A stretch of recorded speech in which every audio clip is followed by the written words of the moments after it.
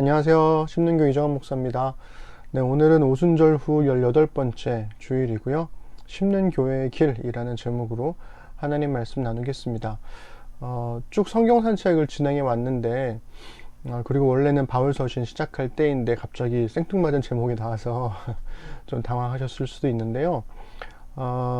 뭐랄까요. 코로나가 좀 장기화되면서 여러 걱정들과 예측들이 있어 왔잖아요. 수많은 책들이 쏟아져 나왔고, 다양한 분야에서 이 코로나 이후의 삶에 대한 여러 가지 예측과 전망들이 있어 왔습니다. 그래서 우리 교회에서도 한동안 그 성경 산책을 쭉 진행해 왔는데, 한 주 정도는 좀 쉬고, 코로나 이후 시대에 우리 심는 교회는 어떤 길을 가야 할까, 또 갈 수 있을까, 이런 시류에 관한 이야기를 한 번쯤은 해야 되겠다라는 생각이 들었어요. 또 뭐 타이밍도 괜찮았고요. 추석 명절이기도 하고, 그래서 이번 주에는 이 심는교회 길 설교를 하고, 다음 주부터 10월 3주 동안은 우리가 원래 계획했던 대로 바울 서신을 함께 산책해 보려고 합니다. 그래서 코로나 이 시대를 살아가는 심는교회의 길에 관해서 성경을 통해 함께 하나님께 묻고 또 함께 생각해 보는 시간 가져보면 좋을 것 같습니다. 사실 오늘은 그 실시간 예배를 처음 시도하는 날이기도 한데요. 혹시나 방송 사고가 날 수도 있을 것 같아서 뭐 예배 전체를 다 녹화할 수는 없지만 설교만이라도 녹화를 해서 일종의 안전빵처럼 그렇게 한번 준비를 해보고 있습니다. 부디 바라기는 실시간 예배가 잘 진행이 돼서 이 설교 영상을 보지 않도록 그런 상황이 됐으면 좋겠는데, 혹시 보게 되더라도 저도 또 마음을 다해서 이 시간에 하나님 말씀 함께 나눴으면 좋겠습니다. 우리 좀 돌아보면 2월 23일 마지막 주였죠. 2월의 마지막 주에 그때를 시작으로 코로나 가정 예배를 벌써 7개월째 쭉 이어오고 있습니다. 처음에는 설교를 녹화해서 유튜브에 올리면서 갑작스럽게 이제 유튜버의 길을, 원치 않던 길을 가기 시작했고, 그 다음에는 설교에 이제 여러 그림 자료들을 자막으로 넣었었죠. 그때 보미 자매가 열심히 또 그림을 그려준 작업들을 가지고 우리가 함께 설교의 내용들을 좀 더 쉽게 이해할 수 있도록 도움을 받았었고요. 그 다음에는 영상을 편집하기 시작을 했죠. 편집을 했고, 그러면서 저도 이제 여러 가지 것들을 좀 배우고 습득하면서 PPT를 통해서 또 자료 화면을 넣기도 했습니다. 좀 더 시간이 지나서는 찬양을 녹화를 해서 업로드를 했고, 그리고 지난주까지는 예배 전체를 아예 녹화를 해서 편집하고 또 그렇게 영상 예배를 드려왔죠. 그리고 오늘은 또 실시간 예배를 도전하는 중이잖아요. 그러니까 첫 주부터 시작해서 2월 마지막 주에 시작했던 코로나 가정 예배 첫 번째 예배부터 시작해서 지금에 이르기까지 사실은 매주마다 낯선 길이었고 배움의 연속이었습니다. 익숙해질만 하면 새로운 상황이 펼쳐지고, 그래서 늘 익숙함보다는 낯설미 앞서 있었던 그런 7개월이 아니었나라는 생각이 들어요. 저만 그런 게 아니라 사실은 우리 심는 사람들도 마찬가지였죠. 이 평생을 당연하게 드려왔던 대면 예배가 갑자기 멈춰졌고, 혼자 혹은 몇 안 되는 가족들과 함께 앉아서 혹은 누워서 이정환 목사의 설교 영상을 보거나 혹은 예배 영상을 시청하는 것 자체가 사실은 굉장히 낯선 일이잖아요. 매주 보던 교우들과의 만남도 멈춰버렸고, 친밀함마저 섬처럼 고립된 것 같은 그런 느낌이었고, 또 지금도 그런 상황인 겁니다. 그래서 지금 실시간 예배를 드리고 있는 이 순간도 굉장히 낯선 거는 또 매한가지죠. 우리가 언제쯤 그럼 다시 모일 수 있을까요? 글쎄요, 뭐 빠르면 내년이면 참 좋겠지만 대다수의 전문가들은 이 코로나가 장기화 될 거다, 최소 3년에서 길면은 5, 6년까지도 이어질 거다, 이런 예측들을 쏟아내고 있습니다. 그래서 못해도 내년까지는 이 코로나의 영향권 아래에 있을 거라는 예측이 좀 지배적인데요. 당연히 교회의 비대면 예배도, 심는 교회의 코로나 가정 예배도 계속 이런 상태로 계속 지속되겠죠. 참 아쉽고 안타깝고, 네, 근데 우리는 이 코로나가 언제 어떻게 시작됐는지를 몰랐던 것처럼 당연히 언제 어떻게 끝날지도 사실은 모릅니다. 사람들의 예측은 예측인 거고, 뭐 하루아침에 또 갑자기 싹 사라질 수도 있는 거고, 그건 뭐 알 수 없는 거죠. 아니면 3년, 5년 예측했는데 정말 우리 죽을 때까지 쭉 같이 갈 수도 있는 거고요. 혹은 또 다른 바이러스가 생겨서 이런 비슷한 상황이 반복될 수도 있는 거고요. 그래서 초반에는 뭐 한 달이면 끝날 거야, 뭐 2달이면 끝날 거야, 이렇게 금방 끝날 거라는 기대를 품는 것 자체가 어느 순간부터는 희망 고문처럼 되어버린 게 아닌가라는 생각이 들어요. 그래서 차라리 코로나가 빨리 끝날 거라는 기대 자체를 이렇게 끝내버리는 그 자체가 우리 시대를 살아가는 지혜가 아닐까라는 생각도 하게 됩니다. 그러니 우리도 코로나 시대 속에서 어떻게 하나님 나라로 심겨진 교회로 살아갈지에 대한 고민과 논의들이 좀 활발하게 이루어져야 하지 않나, 그런 생각이 좀 들어요. 그렇다면 코로나가 지배하고 있는 이 세상 속에서 우리 심는 교회는 어떤 교회가 되어야 할까? 아니, 어떤 교회가 될 수 있을까? 이 짙은 안개 같은 코로나 현실 속에서 우리는 길을 찾을 수 있을까? 뭐 이런 질문들을 하게 됩니다.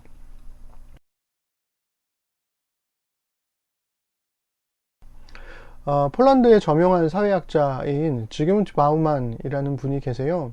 2017년도에 돌아가셨는데요. 은퇴하고 난 이후에 21세기의 시작과 함께 액체 근대, liquid love, 유동하는 공포, 전부 다 이제 사실 원문으로 하면 liquid modernity, liquid love, liquid fear, 이렇게 그 유동한다, 액체라는 표현이 계속 나오게 되는데요. 이 액체 시리즈를 발표하면서 굉장히 좀 유명해진 분입니다. 고정되고 안정된 틀 위에 세워졌던 중세의 고대 사회가 세계화, 정보화, 신자유주의로 인해서 끝없는 변수와 유동성 위에서 세워진 근대로, 그리고 현대로 변해버렸다. 그래서 그 변해버린 사회를 액체사회, 이렇게 날카롭게 사회를 분석하신 분이죠. 그래서 고정적이었던 고체 사회가 액체 사회인 근대와 현대로 이어졌다라는 게 이분의 주된 주장이었습니다. 그리고 이런 바우만의 통찰을 힘입어서 영국의 더럼대학교의 교수이자 영국 성공회의 선교 전략가로 활동했던 피트 워드 교수님이라는 분이요, 하나님의 교회는 정지한 채 서 있는 것이 아니다, 이런 이야기를 하면서 교회는 액체와 같이 유연하게 변화를 수용하고 시대에 대응해야 한다라는 주장을 했습니다. 즉 고체 교회가 움직이지 않는 교회 건물에서 정해진 시간에 함께 예배하는 곳이었다면, 액체 교회는 시간과 장소에 구애받지 않는 그런 예배를 드리죠. 고체 교회는 사회의 변화가 있을 때마다 굳건하게 버티면서 저항하는 반면에, 액체 교회는 이 사회의 변화에 유연하게 반응하면서 적응해가는 교회, 그렇게 이야기를 했습니다. 이 피트 워드의 교수님의 책이 번역되진 않아서 저도 전체를 다 읽어보진 않았는데요. 그럼에도 불구하고 액체 사회에 관한 이 지그문트 바우만의 통찰과 또 그 액체 사회 안에 존재하는 액체 교회로서의 이 피트 워드 교수의 통찰은 우리가 좀 생각해 볼 필요가 있겠다라는 생각이 듭니다. 이 피트 워드의 통찰을 우리 심는 교회에 적용해 보면 어떨까라는 생각이 들었어요.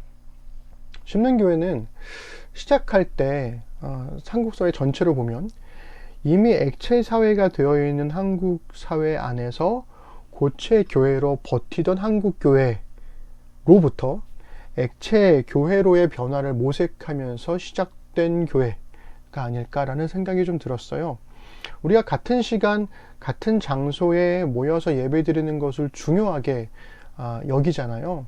그러면서도 우리는 시작할 때부터 주일 예배보다는 평일의 삶을 좀 더 중요시하게 생각을 해왔고, 목사가 하는 설교보다 각 개인이 스스로 성경 말씀을 읽고 습득하는 습과 독의 신앙을 훨씬 더 중요하게 여겨왔죠. 교회와 주일을 위해서 일상의 삶을 희생하라는 방식이 아니라 오히려 반대로 교우들의 삶과 일상을 위해서 주일 예배를 드린다, 이런 관점으로도 예배를 바라봤습니다. 교회를 중심으로 해서 선한 영향력을 끼치는 게 아니라 오히려 각자의 삶의 중심에서 선한 영향력이 발휘되기를, 그래서 교회의 이름으로 하는 선행이 아니라 각 개인의 삶에서 각 개인의 이름으로 실천되는 삶, 선행, 이런 것들을 우리가 생각을 해왔죠. 건물을 소유하지 않음으로써 고정된 예배 장소가 아닌 예배 장소를 대관해서 예배 드린다는 것도 액체교회의 특징 중에 하나라는 생각이 들었어요. 하지만 그렇다면 심는교회는 완벽한 액체교회냐라고 했을 때 그렇지는 않습니다. 왜냐하면 오랫동안 고체화되어 있던 우리 한국교회에서 자라온 우리 세대, 우리 한국교회 성도들의, 그리스도인들의 이 고체화된 습성을 녹여내고 있는 중, 액체화되도록 하는 중, 그 과정을 걷고 있는 교회가 아닐까라는 생각이 좀 들어요. 그렇다면 액체교회는 어떤 교회일까, 어떤 모습일까? 피터 워드의 책을 다 읽어보진 못했지만 저는 이 유럽의 교회가 액체교회화된 모습의 정점이지 않나라는 생각이 들어요. 저는 10여 년 전부터, 사실은 그 이전부터죠, 유럽의 교회가 무너진 것이 아니라 시민사회 속으로 녹아들어간 것이다 라고 주장을 해왔는데요. 근데 여전히 많은 사람들이 유럽의 교회는 벌써 망했고, 뭐 이런, 한국 교회는 부흥했고, 이런 식으로 평가를 하는 분위기가 아직도 있는 것 같습니다. 이유는 단순한데요. 거대하고 화려한 유럽의 그 예배당에 예배 드리는 사람이 정말 없다. 노인들만 있다. 근데 한국 교회를 봐라. 우리 한국 교회는 이 큰 예배당에 사람들이 꽉꽉 들어차지 않냐. 뭐 이런 식의 단순 비교를 하는 거죠. 그런데 이 교회의 가치와 인력들은 단지 고정된 교회 건물 밖으로 빠져나간 게 아닐까라는 생각이 드는 거죠. 수많은 NGO 단체들과 시민사회 운동 안으로 이 교회의 가치와 인력들이 흘러 들어간 거, 녹아 들어간 게 저는 유럽의 교회가 아닐까라는 생각이 들어요. 그래서 기독교적 가치를 바탕으로 세워진 단체들은 아래로부터 유럽 사회를 지탱하고 있는 거죠. 그래서 이전의 고체 교회가 녹아버리면서 유럽 사회에 스며든 액체 교회가 된 것, 그것이 유럽의 교회, 오늘날 유럽의 교회가 아닐까 싶습니다. 문제는 이들은 더 이상 교회라는 말을 쓰진 않아요. 다만 교회의 가치라는 이름으로 그 가치를 보존하며 존재하고 있는 거죠. 그래서 유럽의 교회가 기나긴 그 사회적 변화에 따라서 고체교회에서 액체교회로 서서히 변화되었다면, 한국 교회는 급격한 사회적 변화 속에서 고체교회로 버티다가 코로나 때문에 갑자기 액체화를 강요받게 된 모양새 그런 상황입니다.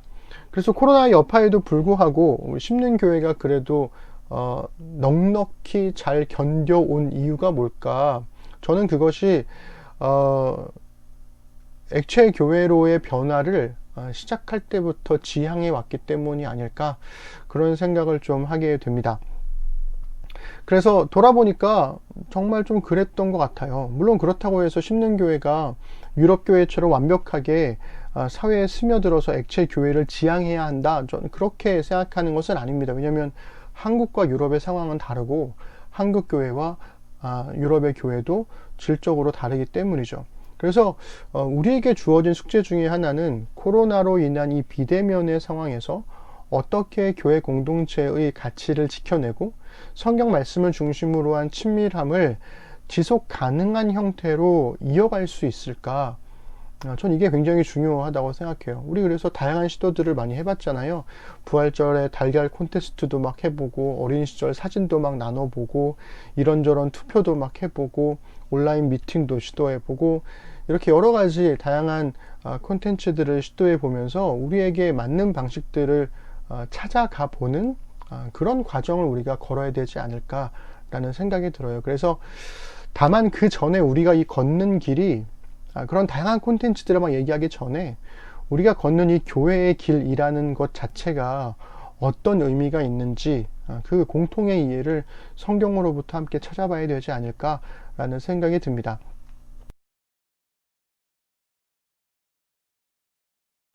우리가 올해 3월부터 시작해서 성경 전체를 쭉 산책하듯이 돌아봤잖아요. 그러면서 저는 한 가지 흥미로운 점을 좀 발견했는데요. 그게 뭐냐면 구약시대에 이스라엘이 걷는 길에, 광야, 이집트에서 탈출해서 광야를 걷는 길에 하나님께서 항상 앞서 가셨다라는 걸 우리가 알고 있잖아요. 그런데 신약시대에도 제자들과 교회가 걷는 길에서도 예수님께서 앞서 가시는 순간, 성령께서 앞서 가시는 순간들이 있었다라는 거죠. 항상 예수님과 성령님께서도 앞서 가셨다는 겁니다. 그래서 이 먼저 우리가 구약에 있는 하나님께서 앞장서 가셨던 그 길에 관한 기록을 한번 살펴봤으면 좋겠어요. 우리 출애굽기 13장 21절 22절 오늘 본문 말씀인데요. 우리 한 번 더 읽겠습니다. 시작. 여호와께서 그들 앞에서 가시며 낮에는 구름 기둥으로 그들의 길을 인도하시고 밤에는 불 기둥을 그들에게 비추사 낮이나 밤이나 진행하게 하시니 낮에는 구름 기둥 밤에는 불 기둥이 백성 앞에서 떠나지 아니하니라. 아멘. 이스라엘이 홍해를 건넌 후부터 하나님께서는 구름 기둥과 불 기둥으로 이스라엘의 길을 인도하셨습니다. 눈에 보이지 않는 하나님이 눈에 보이는 구름과 불의 형상으로 이스라엘의 길을 인도하셨다라는 거죠. 생각해 보세요. 얼마나 든든했을까? 그러면 어떤 불안과 초조도 없이 하나님을 신뢰했을까? 우리는 결과를 너무 뻔히 알고 있잖아요. 그렇지 않았다는 거. 아니, 그럴 수 없었지 않나라는 생각이 들어요. 그러니까 우리는 이 앞에서 인용한 말씀을 가지고 내게도 하나님께서 눈에 보이는 무언가로 나의 길을 인도해 주시면 하나님을 막 신뢰할 수 있을 거라고 되게 쉽게 생각하곤 하잖아요. 그런데 하나님이 앞서 가시는 길에는 하나는 있고 둘은 없어요. 무슨 말이냐면 목적지는 있어요. 그런데 어떤 길로 갈지, 얼마나 걸릴지를 몰라요. 그건 없어요. 그게 근데 정말 치명적이에요. 민수기 본문에서는 이런 광야에서의 하나님의 인도하심으로 인한 답답함을 좀 다르게 표현하고 있습니다. 좀 길지만 우리 함께 읽어볼게요. 민수기 9장 18절부터 23절입니다. 시작.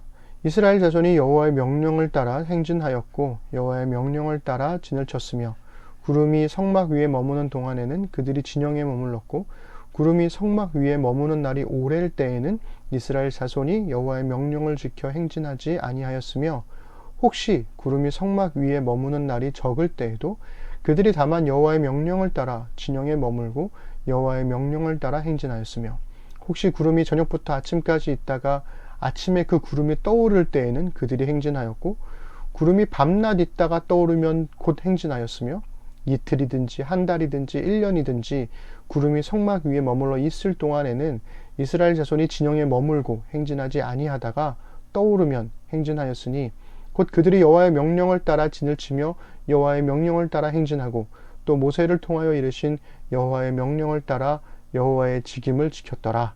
아멘.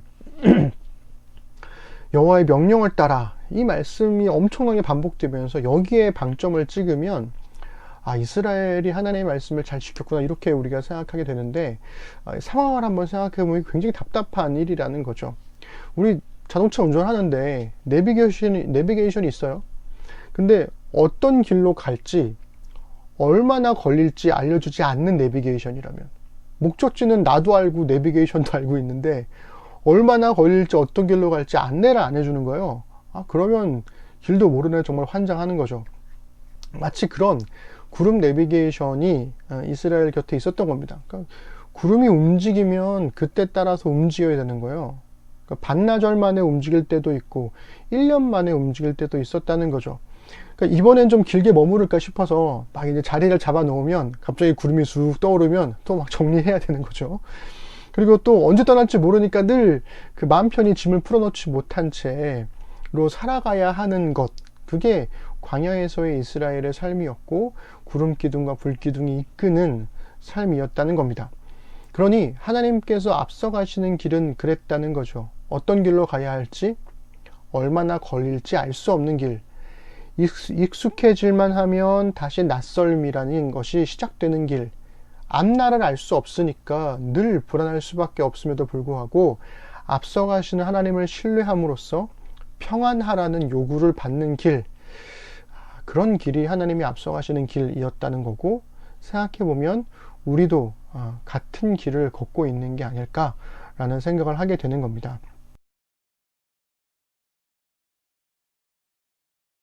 우리 그러면 신약으로 한번 넘어가 볼까요?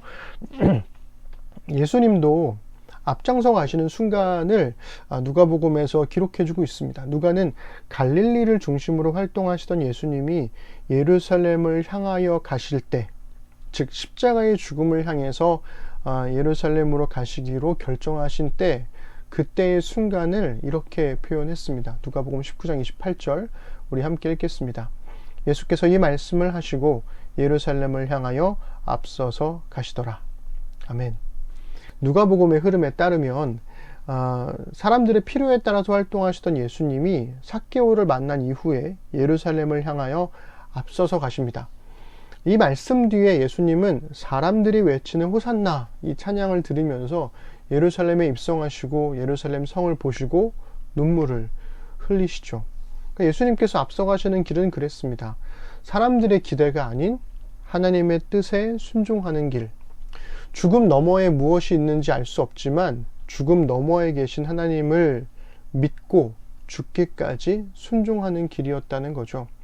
그러니까 죽음 너머를 모르니까 당연히 이 죽음이 두려울 수밖에 없는데도 죽음 너머에 계신 하나님을 신뢰함으로 순종하며 걸어가라는 요구를 받는 길, 그 길이 예수님이 걷는 길이었고 동일하게 그 예수님을 믿는 이 교회가 걷는 길이기도 하다는 거죠. 그러면 예수님 부활 이유를 또 한번 살펴볼까요? 예수님 부활하신 이후에 교회가 걸어갔던 길도 마찬가지였습니다. 우리 사도행전 할 때 얘기했지만 사도행전을 읽으면서도 우리가 알 수 있다시피 교회는 성령께서 앞서 가신 길을 뒤따라갔어요. 근데 성령께서 앞서 가신 길은 잘 준비된 포트폴리오가 있지 않았어요. 성장과 성숙이라는 목표가 제시되지도 않았어요. 그것을 잘 보여주는 순간이 언제냐면 예루살렘 교회가 예루살렘을 넘어가는 사건이었습니다. 교회는 자발적으로 예루살렘을 넘어간 게 아니었다는 거죠. 우리 사도행전 8장 1절부터 6절 우리 함께 읽어보겠습니다. 시작. 사울은 그가 죽임당함을 마땅히 여기더라. 그날에 예루살렘에 있는 교회에 큰 박해가 있어 사도 외에는 다 유대와 사마리아 모든 땅으로 흩어지니라. 경건한 사람들이 스데반을 장사하고 위하여 크게 울더라. 사울이 교회를 진멸할세 각 집에 들어가 남녀를 끌어다가 옥에 넘기니라.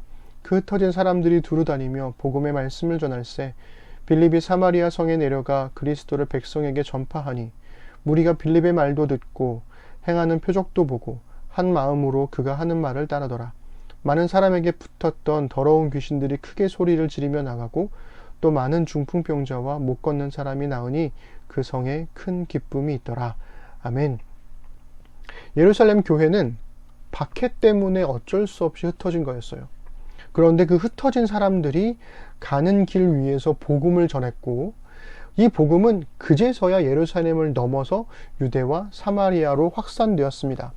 스데반이 죽고 예루살렘 교회가 핍박당하면서 박해를 받으면서 이 예루살렘에 큰 울음이 있었는데 흩어진 사람들의 복음 전파로 인해서 사마리아 땅에는 큰 기쁨이 생겼다라는 말로 변화가 되더라는 거죠.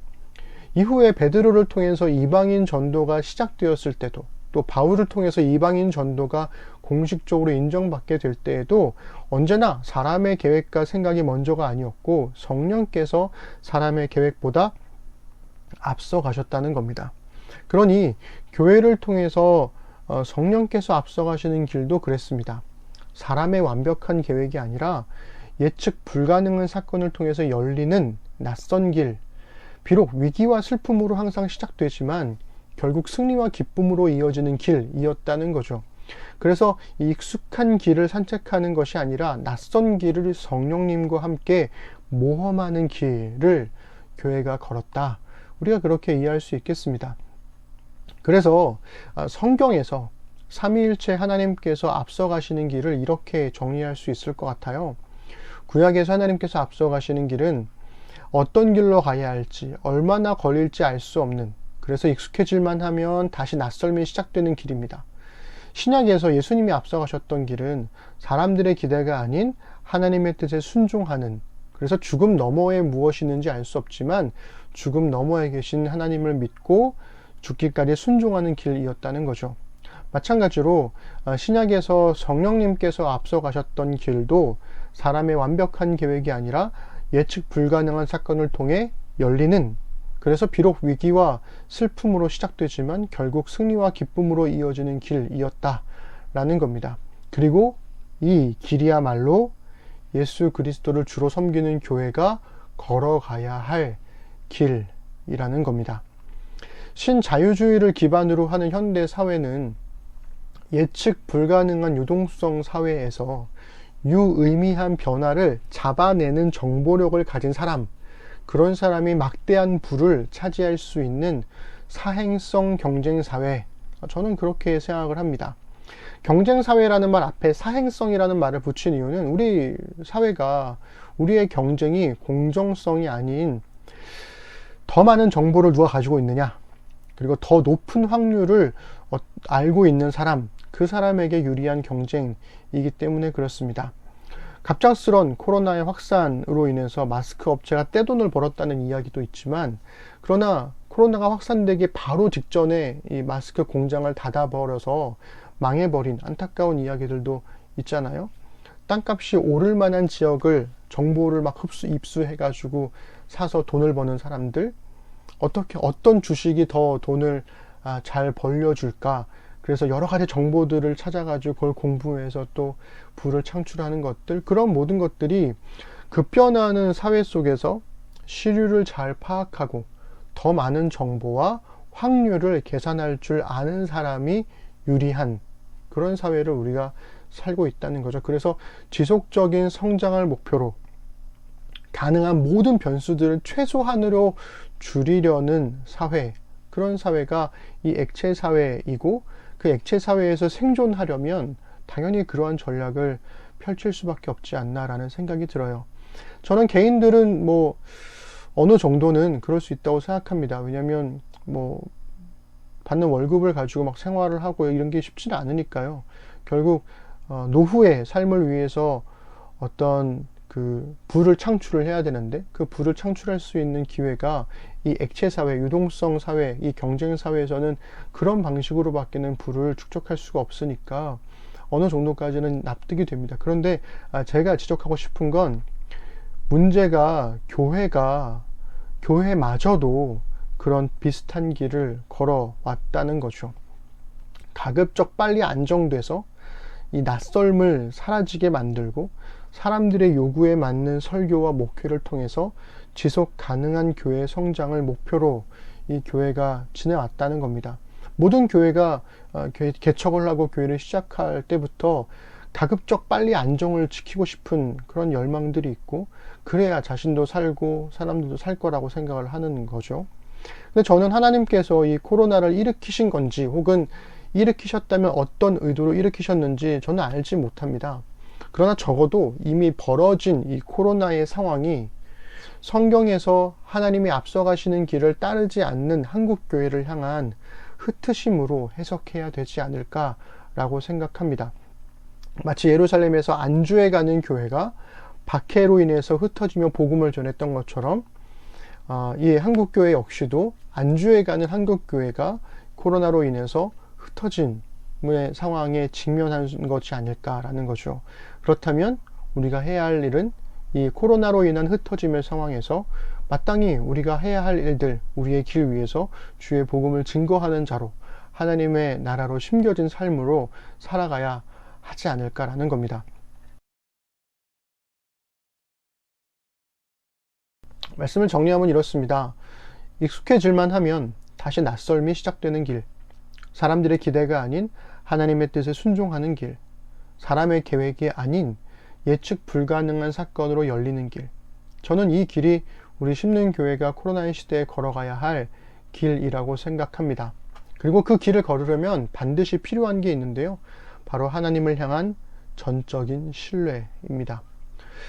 불안할 수밖에 없지만 하나님의 함께 하심을 신뢰하고, 두려울 수밖에 없지만 예수님의 부활을 믿고, 위기와 슬픔이 있지만 결국에는 승리와 기쁨으로 이루어가실 성령님의 능력을 신뢰하는 것만이 이 낯선 코로나의 시대를 살아가는 그리스도인의 지혜가 아닐까, 그렇게 생각을 합니다. 목적지는 분명한데 어떤 과정을 거칠지는 알 수 없다는 점에서 우리 교회는 구약의 이스라엘과 비슷한 길을 걷고 있는 게 아닐까라는 생각을 합니다. 가나안 땅을 목적지로 향했던 이스라엘처럼 우리는 하나님의 나라를 목적지로 삼고 있으니까요. 여기서 중요한 게 있습니다. 광야에서부터 하나님의 백성으로 살아야 나중에 하나님이 약속하신 땅에 들어가서 그때에서 하나님 나라의 백성답게 살 수 있습니다. 광야에서 하나님 나라 백성답게 살지도 않는데 그때 들어가서 하나님 나라 백성답게 살 수 있다? 그런 거 없다는 거죠. 그래서 하나님께서 말씀하신 게 광야에서 그 하나님의 백성답게 살 수 있는 율법들을 주시고 말씀들을 주시고 순종하라고 말씀하셨던 이유가 거기에 있는 거죠. 마찬가지로 교회도 하나님 나라에 정착한 하나님의 백성답게 우리가 살고 있는 이 땅에서도 그렇게 이미 벌써부터 살고 있어야 한다는 거죠. 여기서 하나님 나라 백성으로 살아갈 수 있어야 나중에 온전한 하나님 나라에 들어갔을 때에도 하나님 나라 백성으로 살 수 있다는 겁니다. 목적지는 분명한데 과정은 명확하지 않다는 것. 저는 이것이 오히려 기회라는 생각이 듭니다. 교회라는 말이 가지고 있는 이 고정적인 이미지들을 깰 수 있는 기회이기도 하고 각자의 일상과 사회 속으로 하나님 나라가 스며들 수 있는 기회이기도 하죠. 교회 일이 줄어든 대신에 말씀을 읽고 배우고 묵상하는 일에 도전해 보셨으면 좋겠어요. 우리 종종 그런 얘기 많이 합니다. 주일날 교회를 가지 않으니까 주일이 이렇게 길다고 너무 길다고 너무 좋다고 네, 마음껏 누리셨으면 좋겠는데요. 근데 그것을 단지 그냥 나의 안식과 나의 평안만을 위해서 누리는 것이 아니라 사실 그만큼의 시간이 줄어들었으면 그 시간을 주일이니까 주의 날이니까 하나님 나라의 백성답게 사는 길로 열어가야 되지 않을까. 그 시간에 이동하는 시간이 줄었다면 예배 드리고 준비하는 시간이 줄었다면 그 시간을 차라리 다른 사람들을 섬기고 혹은 말씀을 읽거나 기도하거나 배우거나 묵상하는 일 혹은 실천해보는 일, 도전하는 일 이런 다양한 방식으로 우리가 해볼 수 있다는 거죠. 습과 독의 신앙을 이어가 보셨으면 좋겠습니다. 단체로 만나는 게 어려우면 소그룹별로 만나보고 그마저도 어려우면 개인적인 만남으로 다가가 보는 거죠. 만남이 어려우면 글로, 전화로, 영상통화로 다가가 보는 겁니다. 세상을 섬길 수 있는 다양한 방법을 제안해보고 도전해 보는 거죠. 우리 주일날 교회 가지 않음으로써 남는 시간들 그냥 물론 한동안 쉬고 하는 것도 필요하지만 이제 벌써 7개월이 지나면서 이제는 뭐 하지 싶은 순간이 있잖아요. 그럴 때 교우들 집에 가보는 거죠. 만나러 가보고 안부도 묻고 여전히 코로나 때문에 만나기가 좀 껄끄러우면 그러면 영상통화 걸어보고 그렇게 다양한 방식으로 우리가 시도해 봐야 되지 않나 라는 생각이 듭니다. 그래서 심는교회의 이름으로 선한 일을 행하고 각 가정이나 개인의 이름으로도 선한 일을 시도하고 또 그 시도했던 일들이 어떤 의미가 있었는지를 또 서로 나눠보고 이런 일들을 우리가 했으면 좋겠습니다. 내일부터 내일부터는 아니고 한 10월 중에 10월 12일 정도부터 아마 사무엘하 말씀 묵상이 다시 시작될 겁니다. 목사도 여러분의 목사도 최선을 다해서 코로나의 상황에서 할 수 있는 일들을 찾아서 도전하겠습니다. 그러니 힘든 사람들 모두가 주님께서 앞서가신 길을 함께 따라갔으면 좋겠어요. 코로나가 종식되고 다시 만날 수만 있다면야 얼마나 좋겠습니까? 당연하게 여겼던 예배와 우리의 일상이 이토록 소중한 것이었다는 것을 알고 감동적인 예배를 드릴 수 있는 날이 오기를 소망하지 않을 사람이 누가 있겠어요. 그렇지만 여전히 계속되는 코로나의 상황에서도 하나님의 은혜는 계속되고 있습니다. 그러니 녹화 예배든 실시간 예배든 하나님의 은혜는 그 무엇으로도 막을 수가 없다는 거죠. 그러니 우리 주님께서 말씀하신 길, 성경에 말하고 있는 교회의 길을 같이 걸어갔으면 좋겠습니다.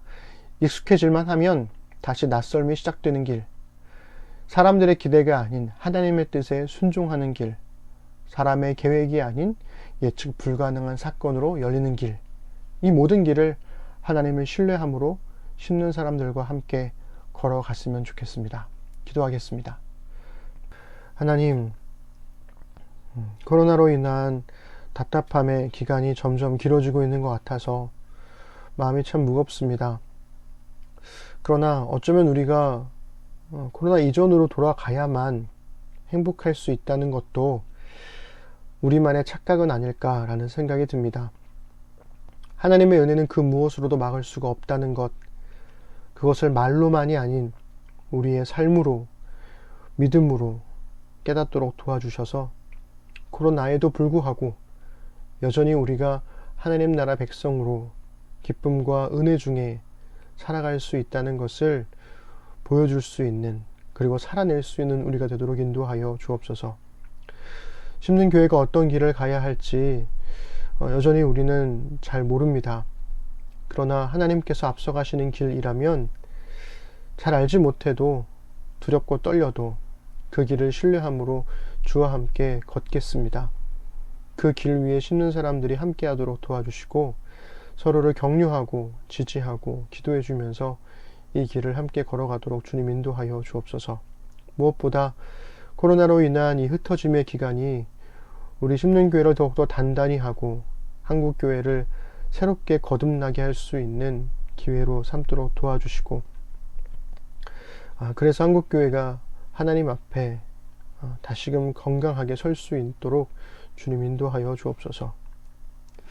너무나 작은 교회로 시작을 하고 있지만, 그러나 코로나의 상황 속에서도 견고히 서가고 있는 심는 사람들을 주님 기억하여 주시고, 각자의 삶들에 다함 없는 주의 은혜와 복을 더해 주셔서 우리 심는 사람들이 이 코로나의 시대 속에서 하나님 나라로 심겨진 채 살아갈 수 있도록 찬란한 주의 영광이 심는 사람들의 삶 위에서 밝히 빛날 수 있도록 주님께서 인도하여 주옵소서. 세상의 소금과 빛된 역할을 감당하도록 도와주시고, 그 길에 부끄럽지 않은, 그래서 주님께서 앞서가시는 길 기꺼이 순종하며 따를 수 있는 우리 심는 교회, 심는 사람들 되도록 함께하여 주옵소서. 감사드립니다. 예수님의 이름으로 기도드립니다. 아멘.